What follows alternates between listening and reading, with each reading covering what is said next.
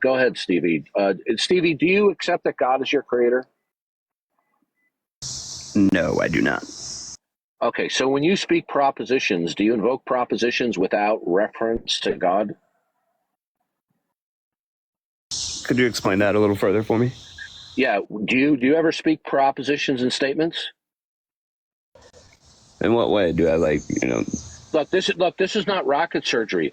Do you ever make statements or propositions? Well, of course you do. yeah, sure.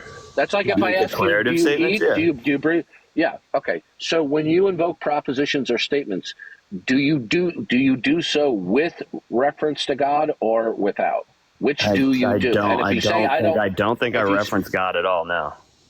Okay, good. So you're invoking propositions without reference to God, which entails, if that's true, then God cannot coexist. So when you by choice invoke propositions without reference to God, that's an indirect denial of God. Okay?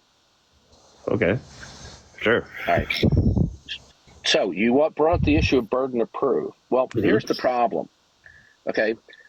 When atheists invoke the concept of burden of proof, with rare exception, this is just a form of sloganism, because if you study the paper, Atheological Apologetics, it talks about that there may or may not be a default position.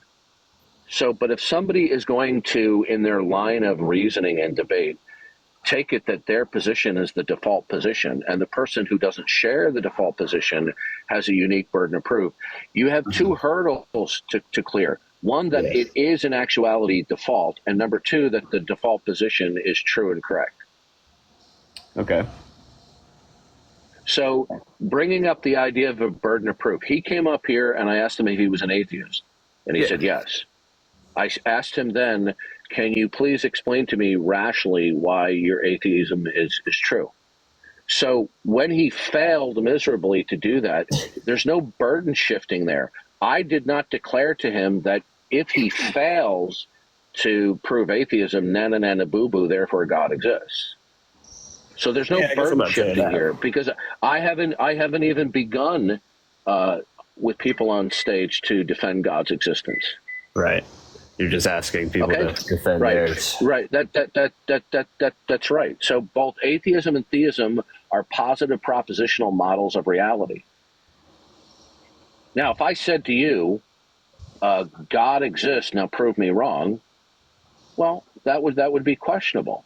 If I gave a rationale for God, and then I said, please defeat my rationale, that would not be burden shifting. Okay. Now, when atheists say, you're shifting the burden of proof, 99 times out of 100, they're doing so under the amateurish idea that atheism or lack of belief is the default position. Well, they haven't demonstrated that. They're just assuming that it's the default position. And the reason why they're doing so is because they want to insulate themselves from having to defend what their real position is, that there is no God. I think I'm an atheist. I don't think that's the default position. I think that then you're majority of the world. When you wake up in this world, you wake up religious. A majority of people. Well, then you are one of the rare atheists who doesn't state that out. I mean, we can feel a certain way, but it's just a fact. Most people on Earth are religious. So congratulations, you're a rare atheist. So would you like to explain why your atheism is rational? I mean, I don't know that it is. I don't know that theism is irrational either. It just so theists don't give a rational defense for God's existence? I think that is interpretive, and it shifts all over the world throughohout time. Yeah, no, I think it's completely irrational. I think that I'm not done. I'm not done. Rationale. I'm not done. I said I think that it shifts, and it's totally irrational. It shifts to whatever people want it to be. It fits their their beliefs at that time. Do you follow everything that's in the King James Bible? No, not at all. What does that even close. That question is too open-ended.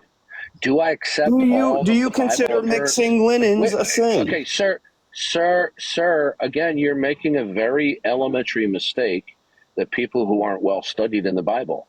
The prohibition of mixing linens, right, was a part of the 630 plus laws in a covenant between God and the nation of Israel. Were you under the belief that all of the laws as an aggregate package were universally binding upon the human race? What I'm trying to say is that people will Answer the use these question or I'm going to people. remove you. Okay, go ahead. Go Answer the repeat it. question Repeat or it. I'm going to Sorry. remove you. Okay, you don't have Don't to think I yell. do not. Repeat I'm it. not going to tolerate. Well, that's because you kept on going. I'm trying to hear the question. So what was it? What was the question I asked you? I don't know. I'm Okay, sorry. all right, yeah. If you are that lame that you can't remember the question, all right, so you're done. Welcome, Jacob. Well, what would you like to say? Where's my super suit?